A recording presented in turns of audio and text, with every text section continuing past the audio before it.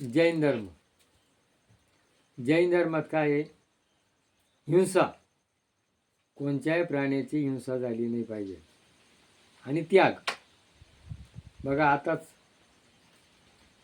3 लाख रुपये software engineer होती, 3 लाख रुपये तिला पगार होता आणि तिनं सगळं सोडून काय दीक्षा घेतली आणि ब्रह्मचर्य पालन, पायात चप्पल नाही, अंगाला सफेद कपडा, तोंडाला पट्टी, डोक्यावर केस नाही आणि वंजुळीनं जेवण करायचं.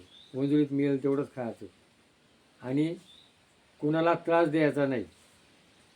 काय ही शिकवण, अहिंसा शिकवण आणि एवढा त्याग केलेले लोक असतात आणि म्हणून त्यांच्यापाशी काय आहे? नम्रता आहे. म्हणून आज हे जे लोक आहेत तर यांच्यापाशी संपत्ती भरपूर आहे. का? ते सहनशीलता आहे, सात्विक अन्न आहे. म्हणून आज हे जे जैन लोक आहे ना ते खूप श्रीमंत आहे.